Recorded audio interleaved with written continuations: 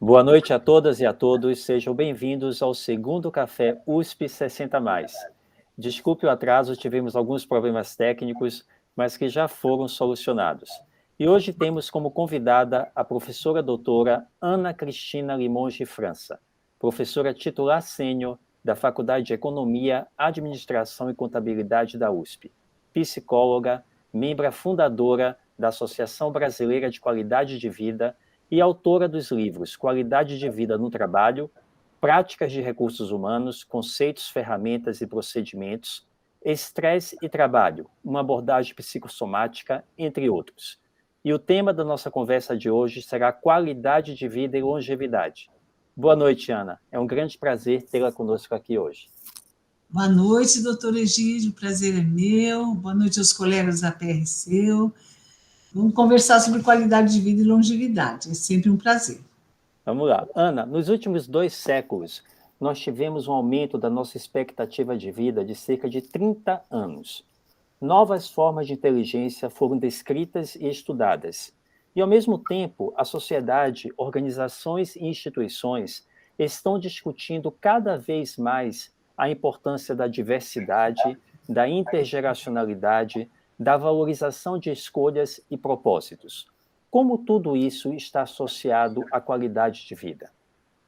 Então, se a gente considerar que qualidade de vida são escolhas de bem-estar e também redução do mal-estar, a qualidade de vida se tornou hoje um tema estratégico, um tema fundamental que envolve um conhecimento, uma educação e uma agenda, você pensar ativamente para viver mais e melhor. A gente tem muita informação em relação à alimentação, à questão intergeracional, a estilo de vida e a cuidados com a saúde, com a convivência, com a relação de trabalho, com as gerações. A gente tem muita informação, então a gente deve se apropriar dessas informações para, primeiro, ter mais autonomia e também poder propiciar, atuar de uma forma cidadã, autônoma e evitar, muitas vezes, coisas que,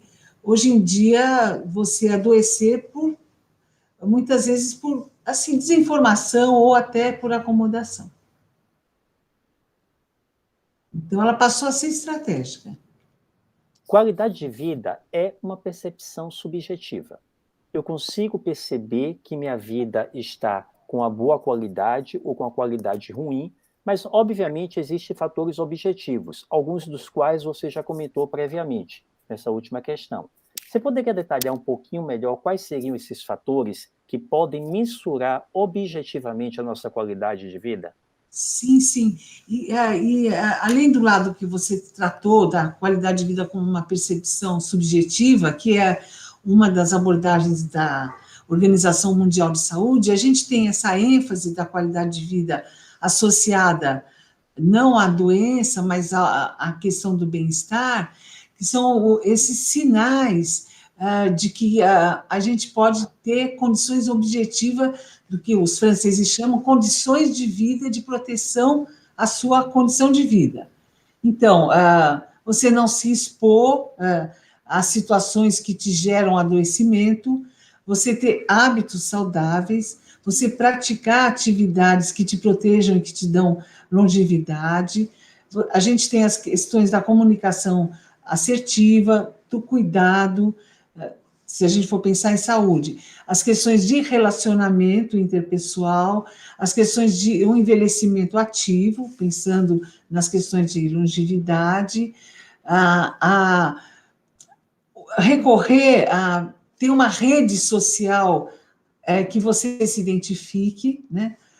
A autoestima valorizada, a questão do consumo planejado e sustentável, a consciência do planeta, né, a questão de você não criar lixo para você e para a sociedade. Então, a gente tem, hoje, indicadores bastante potentes e conhecidos que tanto protegem a gente, a comunidade e o planeta como um todo. Então, a qualidade de vida ela tem fatores objetivos importantes, desde o ar que a gente respira, a necessidade da ingestão de água, a atividade física, a questão da convivência e do relacionamento não tóxico. Então, a gente tem informações muito objetivas que fazem com que a nossa percepção subjetiva seja mais pura, né? Seja mais límpida, né? Que a gente não confunda essa tristeza. Eu estou triste, será que eu estou deprimido ou será que eu estou mal alimentado? Então, a gente já tem condições de ter um diagnóstico mais preciso. Essa tristezinha, isso é normal. Não, vamos fazer um diagnóstico. Isso pode ser falta de uma alimentação, de uma orientação médica, de uma orientação nutricional, né? De uma condição de vida, de um isolamento social desnecessário, né? E essas coisas. Como você traçou a analogia com o envelhecimento ativo, a Organização Mundial de Saúde define o envelhecimento ativo como oportunidades que você tem ao longo do seu curso de vida, né, para envelhecer com saúde, segurança, participação e aprendizado continuado. E você citou aí na qualidade de vida, entre elas a questão do envelhecimento ativo, a questão do hábito de vida saudável, que é uma escolha e uma oportunidade. Muitas vezes a pessoa tende a fazer essa escolha, mas não tem a oportunidade de colocar essa escolha em prática, porque vive numa situação desigual, vive num bairro de periferia, em que a condição humana é muito deficitária, né? E tem também situações em que a pessoa tem a condição, tem a oportunidade, mas não coloca em prática aquela mudança de hábito de vida, né? Ou seja, para você ter uma qualidade de vida, é preciso você ter escolhas e oportunidades, né? Mas a partir do momento que você tem oportunidades e você tem a capacidade de escolher, escolha, né? Pensando que isso vai impactar não somente no seu presente, mas também no futuro próximo e no futuro mais longínquo também. Tá sem som, tá sem som. Aí a gente tem duas perguntas muito importantes, né? Quem que é responsável pela qualidade de vida? Quem são? Você fala, política pública, os governantes. Também. Então, a gente tem órgãos, né?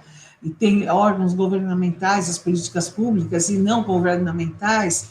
Então, a gente tem o Sistema S, né? O SESC, o SESI, que fazem trabalhos belíssimos. Mas a gente tem também os valores, as sociedades que por si só já as pequenas comunidades que fazem isso, e tem os hábitos familiares de acolher, né, a convivência com os idosos, que já envolvem esse cuidado, né, com o envelhecimento ativo, o respeito. Então, a gente tem comunidades em que é muito favorável os hábitos do estímulo do envelhecimento ativo, né? Então, quem que é o responsável pela vida saudável? Então, a gente tem níveis, né? A própria pessoa, a família. Então, não é à toa que a gente tem uma legislação, os filhos devem cuidar dos pais, né?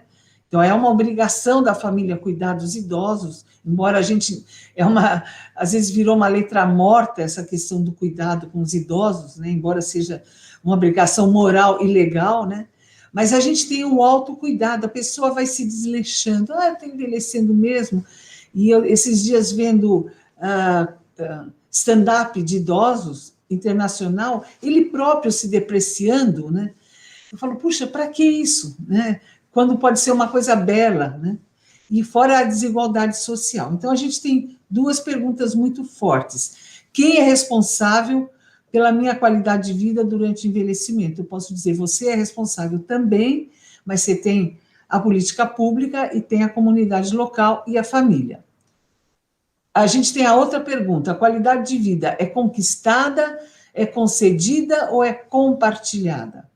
E aí vem a questão educacional. Na escola, desde os primeiros anos de vida, como eu vou tratar os meus avós, os meus pais e vice-versa, né? Como os avós tratam os bebês, os seus netos, os seus filhos, a questão do cuidado e da relação intergeracional. E no trabalho a mesma coisa, né?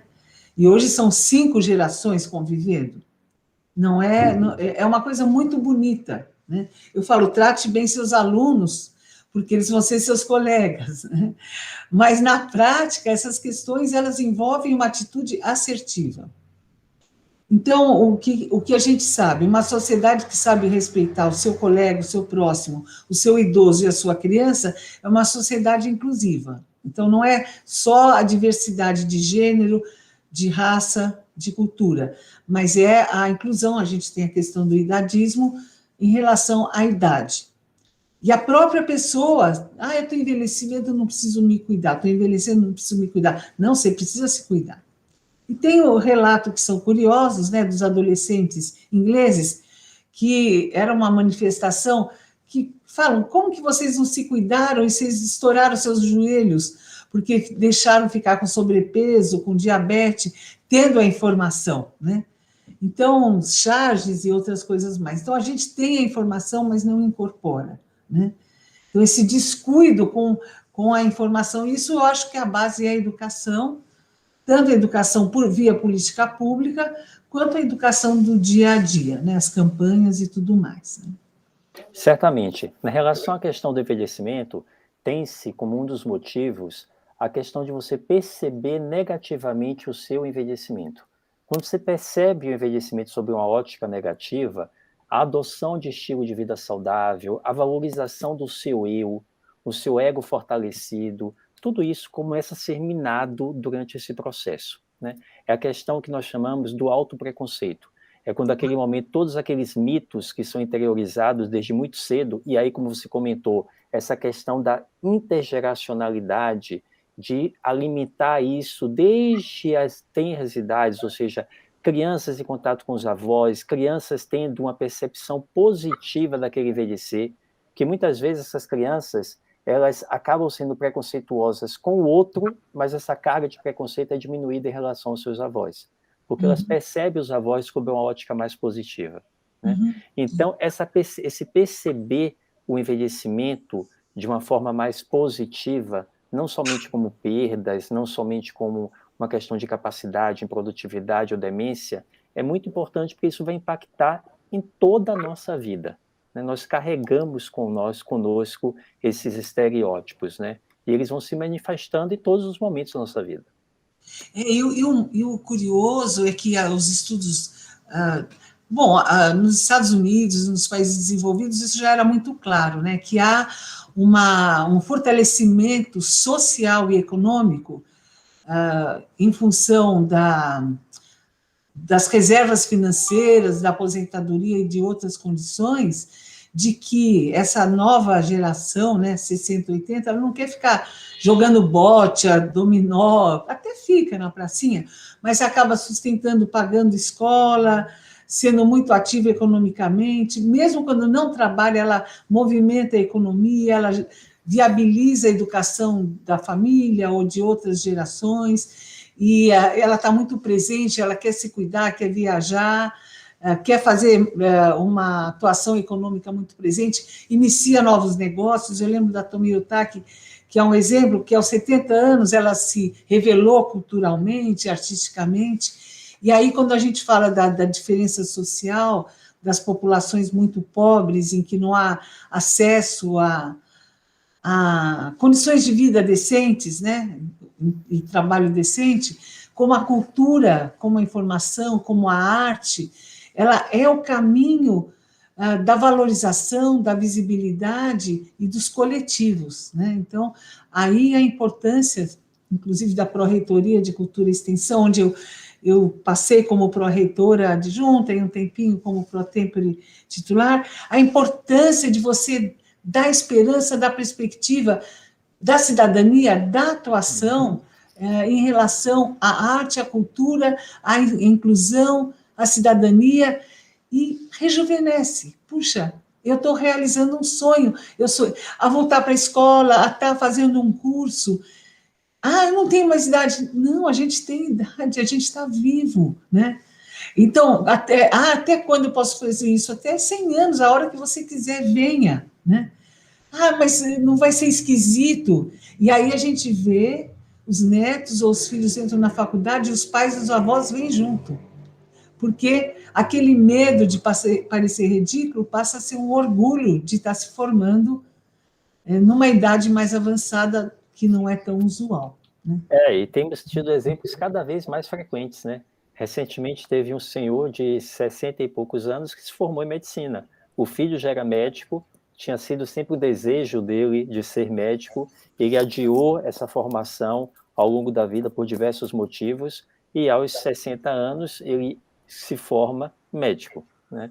Então, obviamente, você tem a capacidade de realizar, e isso é um ganho da longevidade, esse aumento da longevidade, de você conseguir realizar propósitos que em determinado momento você teve e deixou de ter por algum motivo, ou realizar novos propósitos, né? Então, são 20 a 30 anos a mais de presente. Você vive mais também, porque há uma seguradora, é um caso clássico, na Inglaterra também, em que eles perguntam quantos novos amigos você faz por ano. E dependendo do número de novos amigos e novas atividades, aumenta o valor do seu seguro, por quê? Porque você vai viver mais. Uhum. Há uma comprovação científica de que quem faz novas amizades e novas atividades, você vai viver mais, porque você fica mais saudável. Você tem desafios sociais. A convivência social, ela aumenta a sua condição de relacionamento e de saúde. Bom, você sabe mais do que ninguém sobre isso, né? Pesquisas que avaliam as prioridades de vida dos entrevistados comumente encontram felicidade e qualidade de vida entre as mais importantes. Como elas duas estão relacionadas? Então, há muitos estudos sobre isso, muitos, e são os economistas os que mais vão atrás desses dados. Alguns dos estudos, curiosamente, dizem que a idade em que você está mais feliz são dados estatísticos, é aos 53 anos de idade, e são pessoas casadas, e que têm maior longevidade também. Então, embora os sambas brasileiros, né, que o solteiro é mais feliz e tudo mais, não. As pessoas com companhia estável, relacionamentos estáveis, e com a idade média, em torno dos 53 anos, tendem a ter maior percepção de felicidade. Agora, alguns estudos sobre alegria, que é um outro mindset, uma outra lógica, né, que é uma alegria muito mais como uma coisa fluida, leve, né, de estado espontâneo de revelação de sentimento, ela é um pouco mais instantânea, mais completa do que a própria felicidade, né? A felicidade é como um processo do caminho, e aí tem toda aquela carga filosófica, o professor Eduardo Gianetti escreveu sobre felicidade, entre outros, né? A gente tem os grandes filósofos, e eu gosto de trabalhar com a ideia de combinação de felicidade, né? Sim, faz parte da qualidade de vida, mas ela não dá conta sozinha, eu acho que ela tem que estar junto com a alegria, e eu gosto de acrescentar a essa reflexão as questões do cuidado, porque quando você cuida de alguém, ao cuidar, e a pessoa acolher o seu cuidado, porque tem gente que não acolhe o cuidado do outro. A coisa de você falar, eu vou fazer uma ação, o outro às vezes não confia em você e rejeita. Mas quando uma pessoa acolhe e gosta de receber esse cuidado, você se sente bem, né? Que é aquela coisa da doação, né? Então, essa combinação, felicidade, alegria e cuidado, eu acho que ele é um pacote mais completo para a qualidade de vida, né? E especialmente nesses nossos desafios hoje da Covid, né? Então, eu creio que a gente ainda tem que sofisticar um pouquinho mais os estudos de felicidade, porque eu achei que acabou banalizando um pouquinho. Tudo bem que a Harvard tem feito grandes estudos, né? Felicidade segundo a Harvard e tal, mas eu gosto de colocar um pouquinho mais de ingredientes nessa reflexão. Por quê? Porque a felicidade como um processo, muito bem, mas a alegria como uma coisa, na linha do Doutores da Alegria, né? A gente tem o Wellington Nogueira com essa espontaneidade, essa libertação, né? Na psicanálise é até dizem que é uma coisa mais subversiva, acontece independente de qualquer coisa, e a sua entrega do cuidado incondicional e o outro aceitar, né? É isso. Fantástico. Então, eu diria que qualidade de vida, ela sempre é uma combinação. Por quê? Porque a marca, ela fica no músculo, vamos dizer assim. Se você acostuma a ficar muito triste sempre, é difícil você incorporar essa alegria, essa felicidade, falar, bom dia, tá tudo bem? Mas tá tudo bem por quê? Eu acostumei a lamber as minhas feridas, a ficar triste. Eu não quero ser alegre. Eu gosto de ser triste, né? Aquela história, né? Da poesia, né? É Aham. melhor, né? Ser alegre e ser triste, mas como que eu convivo com isso, né? Esse mosaico de emoções. E aí eu acho que você vai perguntar alguma coisa que a gente vai poder elaborar melhor. Não, Eu não vou não, entrar. porque isso me lembra muito a questão de como você observa o que está te acontecendo e como você lida com esses eventos, né? Porque momentos infelizes todos nós temos ao longo da nossa vida, né? Esses momentos de infelicidade e sofrimento, eles são úteis para o nosso crescimento, mas o fato está em como você percebe, como você se utiliza daquele momento e o quanto você deixa aquele momento perdurar, né? Essa questão da permanência do estado de sofrimento é que acaba sendo muito prejudicial, né? Porque ele acaba determinando condutas e comportamentos que acabam fazendo com que você persista naquela situação de infelicidade ou de tristeza. E aí isso me lembra muito a questão da psicologia positiva do Martin Seligman, né?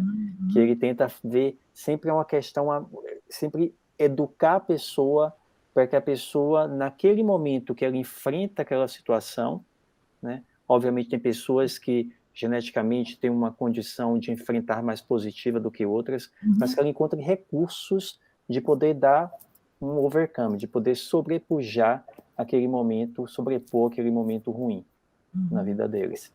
E aí, falando em felicidade, porque você tocou no ponto, a gente sempre associa a felicidade à juventude e a dinheiro.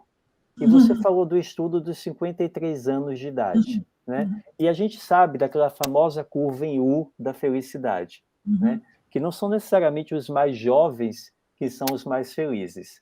E que também existe uma relação direta limitada com o dinheiro, né? A partir de determinado montante que você ganha, você não vai ser mais feliz porque você é um Bill Gates ou você é um Elon Musk, né? Isso não quer dizer que eles sejam os homens mais felizes da Terra, apesar de serem os mais ricos. Como é que existe? Quais são os motivos que estão associados a isso, Ana? Ai, tem tanta história boa, mas eu só queria falar em relação à felicidade e alegria do estresse, né? Que o professor Aham, César Vasconcelos, a gente tem feito muita coisa boa lá na Academia Paulista de Psicologia e outras mais, ele contando, e um marco é a aposentadoria, né? Que a gente também morre do eustresse, né? Excesso de felicidade também mata, né? Você está muito ligadão, muito tal, e não volta ao seu estado de assentamento, né? Então, a questão do dinheiro, da alegria, da riqueza.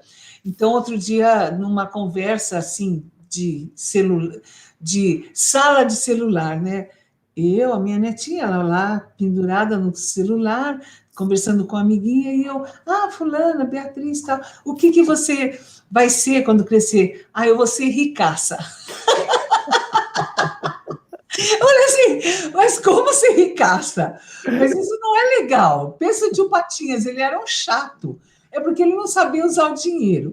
E aí a gente entrou no mundo das fadas, da gata borralheira e tal, e quem que limpava o castelo e tal.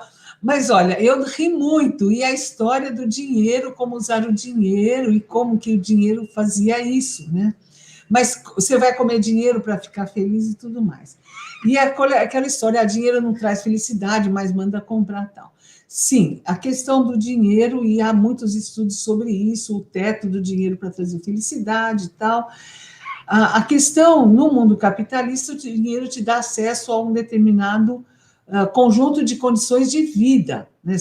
Desde esgoto, né? Casa, mobilidade, porque é uma coisa trágica. Está aí o capitalismo, os estudos do Thomas Piketty, né? que veio na USP há uns anos atrás, e mostrando os estudos recentes que os ricos estão cada vez mais ricos e os pobres cada vez mais pobres, com todo esforço relativo de distribuição de riqueza, de inclusão social. Então, há muito para se fazer em relação à redução de desigualdade. Então, esse é um problema trágico que ainda não foi superado. Mas, sim, acúmulo de dinheiro ele não dá conta da felicidade. Você chega num teto, bate no teto, pronto, você entra em depressão, você entra em processos mais complexos.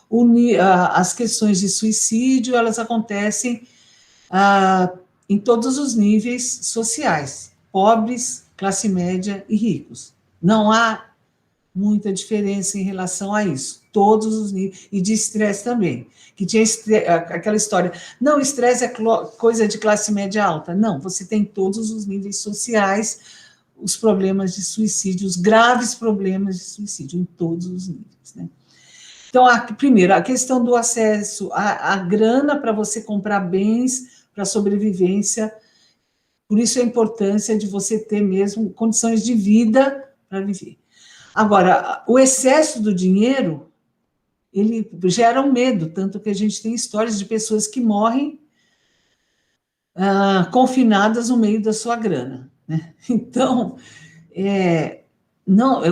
o dinheiro não garante felicidade de forma nenhuma, porque ele não garante afeto, não garante o significado, não garante projeto de vida. O que te traz bem-estar? E a gente tem o relato das pessoas que sobem muito na carreira, chega uma hora, dá um boot total, larga tudo e vai ter a vida natural, né? Mudam para lugares insólitos, né? E larga tudo e vai viver da forma mais natural possível, né?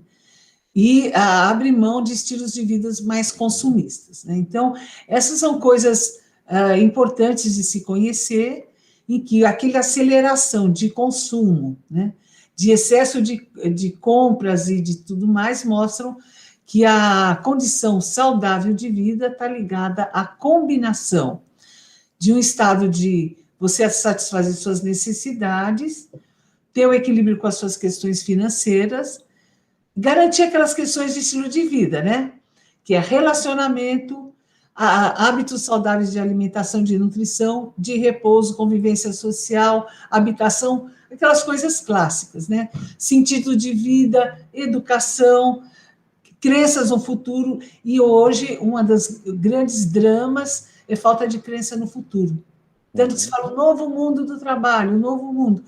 Um dos grandes medos, desde sair de casa, é o que vai ser do meu futuro. As pessoas perderam a fé no futuro.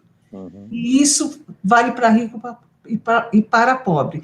E isso, infelizmente, tem atingido mais as pessoas que ganharam muito dinheiro. Há uma virada que a pessoa vai para o mundo da filantropia. Consegue. Outros não. Se desesperam e, às vezes, piram na batatinha, né? Totalmente. Tem uma pergunta aqui, Ana, do Nicolau, que você conhece, colega, que saudade. Que ele fala sobre que o equilíbrio seria a palavra mais correta para designar essa busca ou esse caminhar para essa felicidade, essa qualidade de vida. E ele pauta na filosofia oriental, né? Porque nós sabemos que a sociedade ocidental é uma sociedade muito individualizada, é uma sociedade muito capitalista, em que esses valores físicos, assim, são mais importantes que os valores morais, né? E que a sociedade oriental, por sua vez, baseada no estilo confucionista, é mais uma sociedade mais coletivista, que acaba valorizando mais o outro. Isso, obviamente, tem mudado ao longo dos tempos, né? Temos visto cada vez mais uma sociedade oriental também mais individualizada, né? Existe uma restrição social que faz com que eles tenham que manter ainda aquele padrão mais coletivo, mas ela tem migrado também mais para esse lado capitalista, né? Esse lado financeiro e essa questão individual. Mas seria, obviamente, a questão do equilíbrio, né? Você equilibrar todos esses fatores. Olha, meu querido e amado professor Nicolau, saudade das nossas conversas. Eu não sei se o equilíbrio fecha, eu acho que é o equilíbrio no desequilíbrio, porque muito equilíbrio é monótono.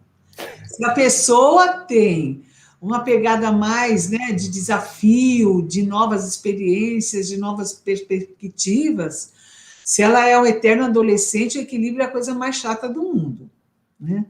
Então, e tanto que as pessoas gostam de experiências radicais, de zerar as coisas e buscar sabe? Você pega filósofos e outras coisas buscando total desequilíbrio. Então, eu acho que é buscar o sentido para a vida. Eu acho que a palavra que seria... Primeiro, eu acho que não tem uma palavra única, né? Porque tem essa coisa do subjetivo. Eu acho que o equilíbrio pode ser uma das coisas para um determinado momento da vida. Mas eu acho que seria você achar um sentido para as coisas que você faz. E esse sentido pode ser equilíbrio, pode ser a religiosidade, a transcendência, pode ser essa coisa do eterno desequilíbrio, né, a coisa de você se renovar continuamente, o só sei que nada sei, né? E buscar novas culturas, né?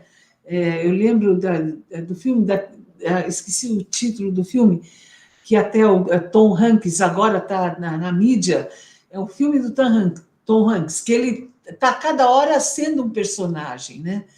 E esqueci o nome até tenho aqui o vídeo. Então, viver e reviver, e renovar, e ser o personagem a cada momento. Então, eu acho que vai depender muito do momento, porque, vamos dizer, se a pessoa é equilíbrio, está vivendo uma pandemia, ele vai pirar. Como que ele vai enfrentar com equilíbrio a pandemia? Não dá, não dá. E aí você me lembrou, quando você falou da questão de falta de sentido, que o Viktor Frankl disse há algumas décadas, que o problema da sociedade mundial era a falta de sentido, a falta de significado, né? Que as pessoas perderam o significado na vida e os sentidos e propósitos. Exato. E que essa era o grande problema da sociedade mundial. E continua sendo, né? Então, aí vem a sociedade líquida, do Bauman, onde fala, olha, onde que estão as coisas? Daí de novo, você tem que ter um sentido interior, tem que ter um vínculo, tem que ter uma busca, porque senão você deprime. Porque onde que estão as coisas? E elas estão aonde? Estão no olhar com outra pessoa, e às vezes não precisa ser uma pessoa que você... É gostoso você encontrar seus velhos amigos e encontrar as coisas que você fez e planejar o futuro. Mas às vezes você conhece uma pessoa nova, fala, puxa, essa pessoa pensa como eu penso, vamos renovar, vamos formar novos grupos. E eu acho que aí, de novo, a arte, a cultura, a educação te ajuda a se sentir completo, né? A diversidade te ajuda a se completar. E aí nós temos mais uma pergunta nesse caminho aí de sentido da vida, do jornalista Maurício Coutinho. Ele pergunta, o real sentido da vida é sentir e viver emoções que nos façam acreditar que estamos vivos? Sim, emoções que nos façam acreditar que somos vivos e que a gente é reconhecido. Eu acho que quando você é reconhecido por uma única pessoa que seja, que a pessoa fala, olha, bacana, vamos junto. Puxa, eu já pensei nisso, ou eu nunca pensei nisso. Aquela coisa da autoestima e da heteroestima, eu acho que ela é um estímulo social, porque o ser humano é um ser social. Quando ele se sente muito sozinho, ele murcha. Então, você ter alguém, aquela coisa, ter alguém para saber que você sinta que você é reconhecido, que você é amado, que você é visto, que alguém olhou nos teus olhos, eu acho que isso dá vida para você. Então, sim, que te emocione, mas que essa emoção seja compartilhada. Eu acho que uma andorinha não faz verão. E passa uma pessoa, a vida aos pares, e depois aos grupos, e vai multiplicando. Né? E nós somos seres sociais, né? Nós sobrevivemos por sermos seres sociais. Ninguém sobrevive sozinho, né? Então, nós conseguimos sobreviver, o Homo sapiens conseguiu dominar, porque ele conseguiu aglomerar, né? Então, ele conseguiu viver em comunidades. E nós vimos o impacto do que é viver isolado e distanciado nessa pandemia, né? Consequentemente, ocorreu aumento dos casos de ansiedade, depressão e até mesmo suicídio. Né? Exatamente. E a gente é tão necessitado desse vínculo que a gente se apega, e aí é a relação objetal da psicanálise, a robôs, a cachorros, a pets, a gato, a passarinho, qualquer ser que se move. E aí a sociedade 5.0, com toda essa tecnologia, as cidades sustentáveis, que você mimetiza Você projeta nos objetos uma humanização, que na verdade é uma robotização, de coisas semelhantes a gente. Porque a gente precisa ver no outro, a gente busca espelho em tudo que a gente faz, né? Então, põe carinha aqui, olhinho aqui no robozinho. A Sofia, que é uma robozinha que eu gosto muito, né? Ou a Piper, né? A gente vai procurando espelho nos outros e nos objetos, porque a gente é esse ser social que a gente quer ver em todos os lugares, né? E aí o Mowgli, o menino lobo, ele se enturmou com os lobos, né? E ele existiu. Então a gente precisa, e é a tal individuação, né? Que os estudiosos da psicanálise, o Jung e seus seguidores, mostram que a gente vai projetando nos outros, na natureza, nos passarinhos, para poder crescer e multiplicar. E isso é tão importante, né, que na Inglaterra foi criado o Ministério da Solidão, né? Solidão é um grande problema de saúde pública mundial, né? Tem dados recentes, surgiu recentemente uma reportagem que apareceu no UOL de uma iniciativa na Holanda de criar guichês dentro dos supermercados de pessoas para conversarem com as pessoas que se sentiam sozinhas. Né? Porque, segundo dados, na Holanda, 33% das pessoas sentem-se sós. Né?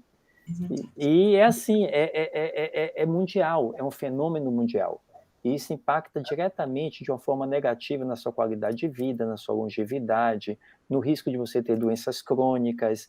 Então, essa questão da socialização é fundamental. Então, e aqui no Brasil, a gente tem a CVV, mas eu tenho uma colega nutricionista, ela vai às estagiárias aqui no centro da cidade, o que tem de pessoas que moram sozinhas. Na Inglaterra a gente já tem estudos. Aqui a gente tem, mas a gente nem tem tão divulgado. Mas há muitas pessoas no centro da cidade de São Paulo, tem o pessoal que faz invasão, tudo mais, mas ali até tem mais interação social. Que mora sozinha, às vezes morre lá dentro, as pessoas nem sabem. Elas vão levar comida, mas além de levar comida, eles têm uma interação social porque eles não têm com quem conversar. Eles até recebem aposentadoria, tiveram bons empregos e tudo mais, mas a família não vai visitar. E há estudos de crianças que foram criadas dentro de quartos, aquela coisa de mãe solteira que esconde filho e tal, e as crianças não tinham expressão, não sabiam sorrir, não sabiam, até 2 anos ficavam escondidinhas, então há estudos que mostram que elas não aprendiam a sorrir, não tinham expressão nenhuma, porque elas não tinham a quem imitar. Então, o ser humano precisa do outro sempre para desenvolver o que tem de mais belo, que é a convivência, a interação, a emoção, né? E isso vale para os idosos em asilos também, e outras coisas mais, né? E vale no ambiente de trabalho, que é muito isolado, agora é isolamento social, você precisa de gente, né? E incrível como a tecnologia ajudou nisso. Não, fantástico.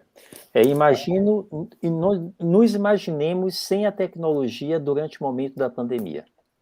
Né? É muito curioso. Com o auxílio da tecnologia, e a tecnologia também, sobretudo essas questões das plataformas sociais, cresceram de uma forma muito rápida durante a pandemia, mas se não estivessem presentes, os efeitos teriam sido muito piores. Só teve uma coisa que a gente agora está aprendendo no híbrido, que a gente se comunicou nesse quadradinho. Daí, para sair disso, a questão músculo-esquelética, né? Então, para andar na rua, para dirigir numa pista né, com o carro, então houve redução do movimento músculo-esquelético, então tremores, movimentação na coluna. Bom, o doutor Egídio sabe mais do que ninguém. Então, essa transição do híbrido, ela é muito mais complexa, a questão da visão, porque a gente, sim, salvou uma parte da interação, mas a questão musculoesquelética como um todo tem comprometimentos que a gente ainda está estudando e aprendendo, né? É muito interessante. A vida não é num quadradinho. E há pessoas com verdadeiro terror de ir para a rua, né? Pânico, né? Outras síndromes do pânico dessa condição híbrida. Ana, focando um pouquinho mais na questão do trabalho, mas focando especificamente na aposentadoria, existe uma crença ainda muito difundida de que a aposentadoria seria o momento no qual as pessoas se permitiriam, livres do trabalho, a serem mais felizes porque teriam maior tempo para o lazer e para suas famílias. Isso é observado na prática? Pois é, eu estou com uma doutoranda, a Bárbara Beatriz Freitag, e ela coletou dados durante a pandemia de 630 idosos. Primeiro descobriu que idoso é digital, né? Todos 60 a mais, até ela chegou até 85 mais. Uma parte trabalhava, outra parte não trabalhava. Deu meio a meio. E essa coisa, e os que não trabalhavam, todos tinham algum envolvimento social e econômico. A questão dos que não trabalhavam por opção, né? Uns conseguiam fazer lazer, outros não. Então, eu também achava, como não trabalhar, ficava monótono, ia ficar deprimido. Tinha uns que estavam sem trabalhar, muito bem, obrigado. Com família ou sem família, eles tinham alguma atividade social completa. Poucos estavam deprimidos. Então, eu me surpreendi com a questão de que, sim, dá para não trabalhar e ir muito bem. Mas estudavam, tinham uma atividade cultural, passeavam, mas tinham uma condição econômica favorável. Quando você tem uma condição econômica não favorável, precária, e uma proteção de saúde precária, isso fica mais complicado, né?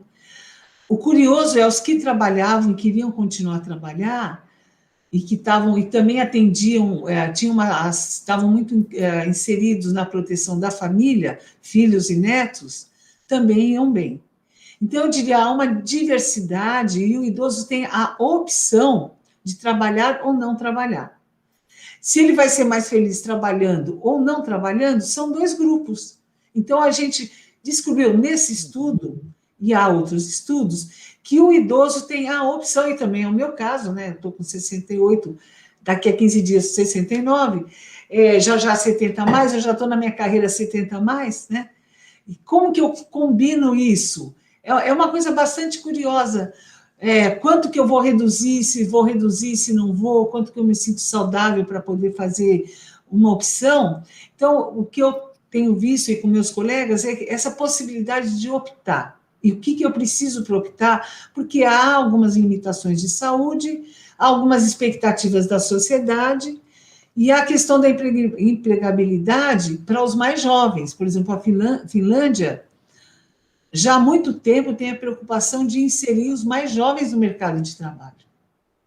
E a outra questão, o tipo de contrato, né? Você vai ser pessoa jurídica. Vai contratar com um contrato CLT ou vai ser um contrato temporário, eventual? Não é simples, né? Então, sim, o que eu digo é, dependendo de como você fez a sua carreira, você pode ter opções de trabalhar ou não trabalhar.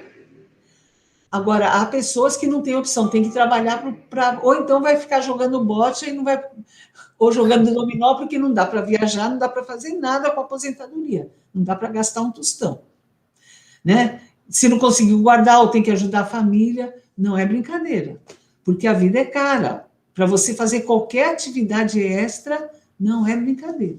E as praças estão perigosas, para você ficar na praça. Isso. E nós vimos que, na maioria dos países, e tomando, por exemplo, Brasil, Estados Unidos, esse percentual de pessoas que se prepararam financeiramente para a aposentadoria é muito pequeno. É muito pequeno. Então, não é nem uma questão de que as pessoas têm uma opção de continuar ou não no trabalho. Elas têm uma necessidade de continuar trabalhando para conseguir suprir as suas necessidades. Senão, elas não terão condições de manter a sua qualidade socioeconômica ou de continuar sobrevivendo, né? Porque à medida que a gente envelhece, os gastos também aumentam, né? É muito triste essa parte. Eu acho que a gente conhece pouco, tem poucos dados, mas o que a gente vê é... E às vezes a pessoa trabalhou anos, foi super bom trabalhador, pagou INSS, pagou tudo, mas o que acabou nas contas, na hora de fechar a conta, com esses ajustes todos, né, dos cálculos, mesmo tendo pago, tendo sido recolhido, o que ficou de pensão é muito pouco, é muito pouco. é deprimente. Então, a gente tem realmente essa necessidade, e aí o que vem de trabalho para o idoso é bastante precário. É bastante precário. E, às vezes, no aeroporto, assim, é difícil, você vê o sapato gasto, a mala gasta, o terno, a roupa gasta, e mesmo homens ou mulheres, e vai fazer algum serviço contábil, de cuidadora, tá? Nossa, trabalhou a vida toda, pessoas da minha idade, mesmo estudadas, e aí pega um carro mais velhinho para fazer transporte disso, daquilo, é realmente dramático. Eu acho que teria que ter várias ONGs para apoiar os idosos, para ter uma condição de trabalho na terceira idade em melhores condições. E tem poucas ONGs nessa direção. Embora a gente tenha aqueles movimentos, né, da Rota Longevidade, que tentam empregos para 50 a mais, né, 60 a mais, mas são empregos bem precários. São, habitualmente, no nível bem abaixo do que a capacidade daquela pessoa e também com um retorno financeiro muito baixo. Né? Agora, pensando que nós aumentamos a nossa longevidade, essas pessoas passarão mais tempo no seu trabalho, né? Essas pessoas estarem bem é importante também para o empregador, porque você ter um empregado satisfeito, um empregado que tem uma capacidade de produzir, é importante para a empresa, né? Vocês acham que as empresas estão preparadas para essa questão de promover a qualidade de vida do seu empregado enquanto trabalhador, enquanto empregado com uma longa perspectiva pela frente de ser empregado ou de estar empregado? É complicado, porque o que se tem é, primeiro, o primeiro buraco, o primeiro abismo, que é a preparação para a aposentadoria. Então, vai chegando 60, está na hora de aposentar, primeiro que tem o delay tecnológico. Não tem aquela rapidez de usar a linguagem tecnológica rápida, as decisões de uma planilha Excel, de usar um computador, não tem. É muito distante a linguagem. Daí tem um outro abismo de comunicação que tem a memória do conhecimento. Olha, eu conheço onde estão os arquivos, esse cliente, essa carteira de clientes, né? Mas os clientes também envelheceram e já é a outra geração de clientes. E teria que ter um segmento de produtos e serviços combinando com produtos e serviços dessa geração idosa, que também já não está mais consumindo. Então, vamos dizer, uma área de vendas, de marketing, a linguagem já é diferente. Então, teria que ter um plano de carreira, uma readaptação, pensando numa cadeia produtiva. Então, tem vários abismos de cadeia produtiva, de terceira idade. Qual é o produto que esse idoso vai vender para qual geração? Na loja, vamos dizer uma loja, vai ter loja para idosos, para vender produtos de idosos. Um idoso vai vender um produto, um game para um jovem. Então, não é simples essa conversa intergeracional. Por exemplo, na parte de qualidade, de inovação, né? Eu sou da Academia Brasileira de Qualidade. Então, e da Academia Paulista de Psicologia, são colegas 60 a mais, 80 a mais, super atualizados, padrões de qualidade pelo mundo, eles estão pelo mundo afora, Standard, Metro, novas medidas de ISO 9000, certificação de tecnologia, disso, daquilo. Para quem que interessa e como interessa, né? Então, são mundos muito diferentes, e a conversa disso tem as distâncias. Então, por exemplo, tal rede social é só para idoso, tal rede social é só para jovem. Então, eu acho que a gente ainda está engatinhando nessa conversa. Quem vai fazer essa costura? Mesmo cidades sustentáveis, né? Sociedade 5.0, e a gente tem aquele acúmulo de população, né? Aquela densidade populacional absurda. Então, eu acho que a gente tinha que ter um especialista para fazer essas costuras de consumo. O que salva o idoso? O idoso que tem uma capacidade econômica de consumo. Ele que vai poder incluir o idoso que não tem capacidade econômica de consumo. A salvação do idoso que não tem capacidade de consumo é o idoso que tem condição econômica para contratar. Porque tem que ter uma turma, sabe? Uhum. Daí combinar. Não é simples, não é simples. Porque, como eu comentei anteriormente, muito se fala em diversidade, em inclusão, e tudo é muito bonito no papel, né? Mas na prática ainda é muito falho, né? Eu lembro, e sempre lembrarei disso, de uma capa da revista Isto É, falando sobre a importância da diversidade e da inclusão. Todos os grupos estavam representados, menos o idoso. Você não via uma pessoa velha na capa da revista. Então, é como se não existisse. E mesmo esse percentual de idosos sendo responsável, aqui no Brasil, por 16% da população brasileira. Então, nós já somos considerados um país velho. Não somos um país em vias de envelhecimento, nós somos um país velho, né? Então, as informações estão presentes, sabe-se da necessidade de ter uma população idosa produtiva e participativa, porque isso vai ser um benefício para todos, para o país como um todo, porque um idoso que consome é um idoso que gera também emprego para o mais jovem, né? Exatamente. Sabe-se desses problemas intergeracionais há décadas, né? Mas, mesmo assim, as pessoas são cegas em relação a esse papel do idoso. Eu não sei se é só cegueira, eu acho que é falta de dados mesmo. Tem pouca pesquisa. O ESG vai ajudar, porque eu vi uma matéria de uma pesquisadora em que ela levantou o investimento em ações de pessoas idosas. Ninguém tinha feito isso. Qual que era a idade de quem investia em ações? E ela mostrou que, eu acho que mais de 40% eram pessoas com mais de 60 anos. A carteira de ações eram de pessoas de mais de 60 anos. Isso foi um choque para o mercado. Falou, olha, a grana daqui é de gente de mais de 60 anos. Ah, aí, entendeu? Então, a gente não tem os dados abertos. Aí, carteira de previdência privada. É uma carteira quente. Então, com a entrada da, primeiro, a Agenda 2030, combinada com o ESG, e aí vem a Forbes e a Wall Street, aquela história do dinheiro que não traz felicidade, mas faz pressão para mudar a política internacional, né? Então, quem que está pagando investimento nas empresas? O pessoal que compra ação. Quem que é esse pessoal? 40% é pessoal com mais de 60 anos. Mas tem os jovens que sabem ganhar dinheiro, que estão junto.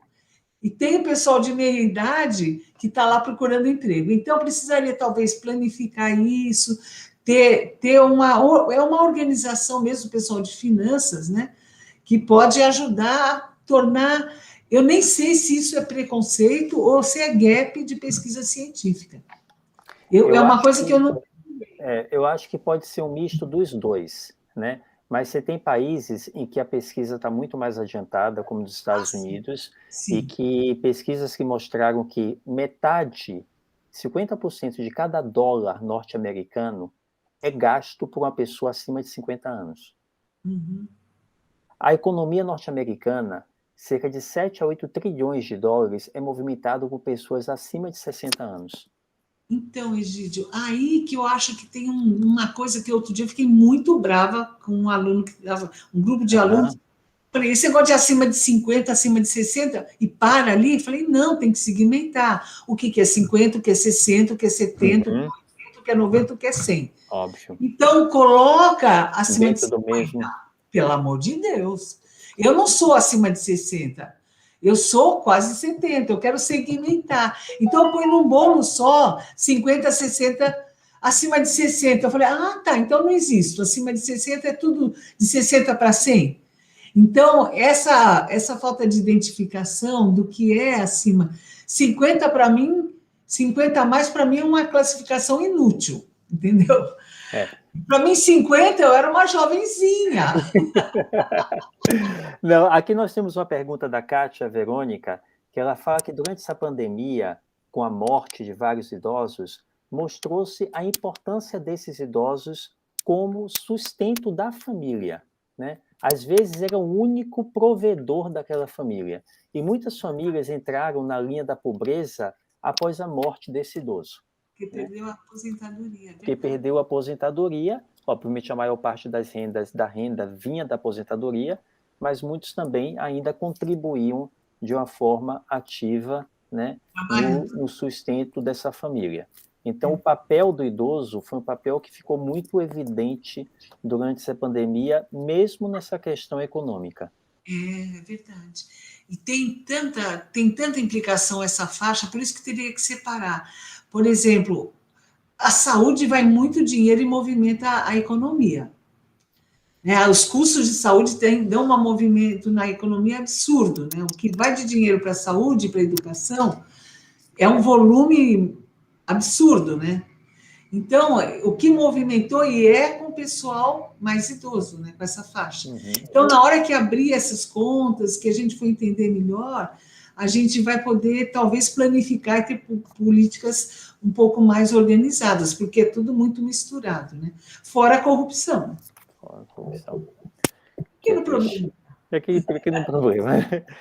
Ana, a Associação Brasileira de Qualidade de Vida, da qual você foi membro fundadora e faz parte da academia, lançou a agenda BPSO, para a qualidade de vida no trabalho, na qual temos alguns fatores biológico, o B, psicológico, o P, social e organizacional, mas que pode seguramente, do meu ponto de vista, porque fiquei encantado com essa agenda, com essa escala, né, ser aplicada de uma forma geral em nossas vidas, né? Uhum.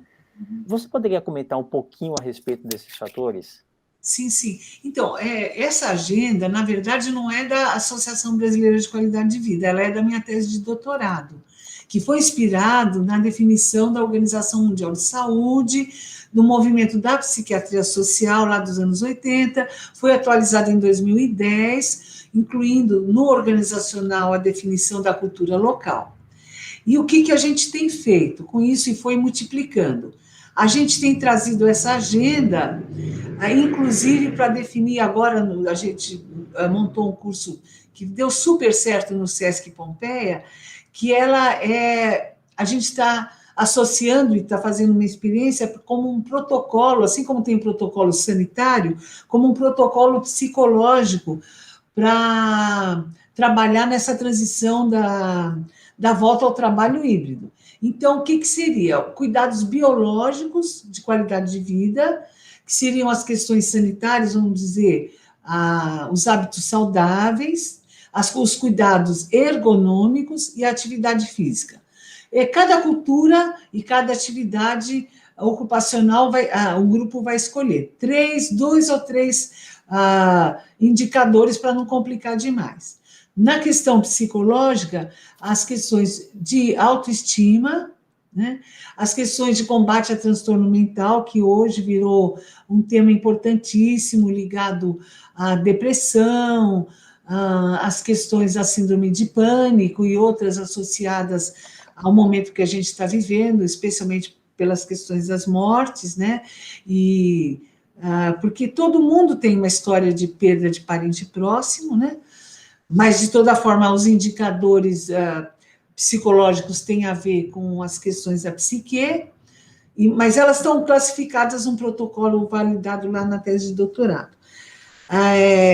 As questões sociais são ligadas a clima organizacional, relacionamento, as questões de aceitação no grupo de trabalho, as questões de consumo, porque a gente colocou consumo, planejamento financeiro no social, né?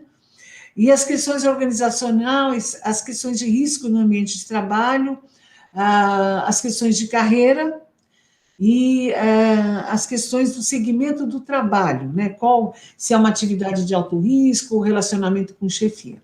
Então, tendo essa agenda, a pessoa, tanto no nível pessoal quanto a questão da chefia, ela vai monitorar metas e resultados para ter uma qualidade de vida mais focada numa gestão. Essa que é a ideia. Fantástico, fantástico. E eu não gostaria de terminar, de encerrar, sem conversar um pouquinho a respeito de propósitos, né? Nós vimos assim, a pessoa que está aposentada, mas que está com a qualidade de vida, está se sentindo realizada na sua aposentadoria, aquela que está aposentada e que, mesmo tendo uma condição econômica satisfatória, não está se sentindo realizada, não está tendo a qualidade de vida, E aí entra a questão do propósito, né?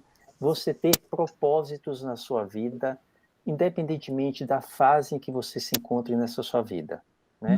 E vários autores mostram que isso é um dos aspectos fundamentais para que você tenha sentido e dê um significado a essa vida, né? Qual a importância dos propósitos durante a nossa vida, na sua opinião, durante o nosso trabalho, durante a fase que a gente está saindo ou que está entrando na última fase da nossa vida? Qual a importância desses propósitos? Então, se você não tem propósito, você perde a vontade de viver. Então, você vai murchando. Então, o propósito são os fatores que te levam à longevidade. E aí você fala, bom, onde que eu vou ter propósito? O que, que vai me levar a ter vontade de viver, a buscar coisas boas e tudo mais? Às vezes é natural, porque você tem tanta coisa que ficou acumulada, que você precisa fazer, que você não precisa refletir de uma forma mais organizada e mais profunda. As coisas vão acontecendo. E às vezes são propósitos que são decorrentes às pessoas com as quais você se relaciona. São demandas da família, são demandas relacionadas a fatos da sua vida, ao seu redor, né? Ocorrências, ou ocorrências comunitárias, ou você vê uma notícia e fala, eu vou me envolver nesse projeto. Então, a ideia é, comprometa-se com coisas que você acredita. Ou falar, olha, gosto de um esporte, sempre quis escrever um livro, e a minha sugestão é, pense, né, nessa história do biológico, do psicológico, do social e de alguma coisa ligada a alguma atividade organizacional. Então, o que você está cuidando do teu corpo, o que você está cuidando da tua mente, pelo menos esses 4 fatores, né? O que você está cuidando da tua vida comunitária, o que você tem de um projeto bacana, organizacional, uma coisa um sonho teu de realidade, ou de uma arte, de uma coisa ligada à natureza, de uma viagem. O que você gostaria de deixar, né, para a tua família, para a sociedade, para a comunidade? Sonhe, né? Busque deixar uma memória importante, ou tenta organizar coisas que estão acumuladas, mexe nos seus armários, não deixa acumular poeira, né? Vai lá, fuça suas coisas, e se tiver muito difícil, procura um grupo de amigos. A gente tem hoje ambientes culturais muito interessantes para a terceira idade, né? Ou para os 60 a mais, e assim, eu acho que não é a última fase da vida, nunca é. Porque eu acho que a cada 5 anos você vai renovando. Às vezes 3 ou 4, eu acho que as renovações são mais curtinhas do que a gente imagina, né? Eu acho que houve uma época que se pensava a cada 7 anos você tem ciclos, eu acho que não. Eu acho que a cada 3 anos ou 4 você acaba renovando, que é o tempo de você finalizar um projeto, né? Alguma coisa em que você... Mas pensa no projeto que você tenha começo, meio e fim em termos de entrega, né? Tem gente que escreve um livro em 15 dias, mas tem gente que demora um pouquinho mais, né? Então, eu acho que é importante você ter coisas para fazer, para entregar. Vai ver um filme, faz uma crítica, abre uma página sobre alguma coisa, se você quer escrever. E eu acho que seja ativo, de qualquer coisa, por mais simples que possa parecer, é importante. Agora, essas coisas a gente fala, mas às vezes precisa de alguém para te puxar, né? Então, se tiver muito difícil, participa das coisas do 60 a mais, da USP 60 a mais, entra ali na página, porque eu acho que tem muita coisa boa para você ter ideia, porque às vezes a gente não tem ideia, às vezes você precisa tropeçar em alguém para te levar, te dar a mão para te levar. Porque quando você está meio chato, meio deprimido, perdeu alguém que você ama, às vezes a gente não tem vontade de fazer as coisas. Então, às vezes, você precisa de alguém para te puxar. Então, vem para a USP. Eu sempre gosto de dizer, vem para a USP, que aqui é tudo de bom. E lembrando que os nossos cursos são gratuitos, né? Eu acho que Abertos, ou seja, você não precisa ter nenhuma formação prévia, basta ter o interesse em participar. Então, os nossos cursos estão abertos a todos, nós estamos lançando uma série de atividades, o Café USP 60 Mais é mais uma das atividades do USP 60 Mais, e eu gostaria que você deixasse uma mensagem final para os nossos espectadores, Com prazer. E tem agora os caminhões que estão na. Eu vi a professora Maria Aparecida falando, os caminhões das marginais, gente, que coisa mais linda. Bom, a USP, olha, os centros educacionais, as universidades, as escolas são um presente. A minha mensagem é a frase do Gonzaguinha: acredite na vida, ela é bonita e é bonita. E a cultura brasileira é um presente, por mais que a gente tenha problema de saúde, de política e tal, vamos acreditar na vida, não deixe de expressar os seus sentimentos, as suas vontades, deixe memórias. Às vezes eu encontro aqui fotos dos meus pais, dos meus avós, deixe lembranças, memórias para as pessoas. Parentes ou não parentes, sempre vale a pena. Registre a tua presença nesse mundo. Seja que tipo de coisa, com amor, com raiva, deixa a sua emoção registrada, deixa a sua arte, a sua inteligência, aonde for. Registre, manifeste-se.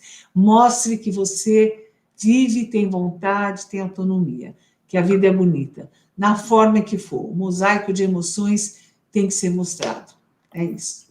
Muito obrigado, eu não sei nem como agradecer. Eu acho que todos os nossos espectadores saiam aqui munidos de uma série de ferramentas para tentar colocar em prática tudo que você nos ensinou hoje e tentar atingir assim, uma qualidade de vida, que é o mais importante, né? Que é termos qualidade de vida enquanto estamos vivendo. E espero revê-lo em breve aqui no Café USP 60+, porque ficaram uma série de perguntas que eu não consegui passar para você, uma série de outros pontos que tem que ser abordados, não dá para abordar tudo num único café, em uma única hora, mas foi um grande prazer ter você conosco aqui. Foi meu. E se você quiser me mandar, eu posso responder, se for. Mando sim, mando sim. Obrigada pelo convite.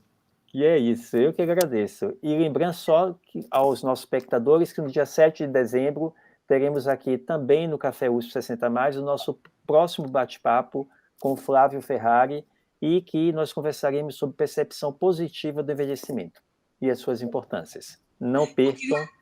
E Egídio, eu queria te parabenizar por esse projeto e, claro, dizer do meu carinho por toda a equipe da PRC e o pessoal da Pró-Reitoria, eles sabem quanto eu gosto deles, e é um amor autêntico, e pelo seu projeto, Egídio, com toda a dedicação, criatividade, e a todos vocês, até breve. Vocês estão sempre no meu coração.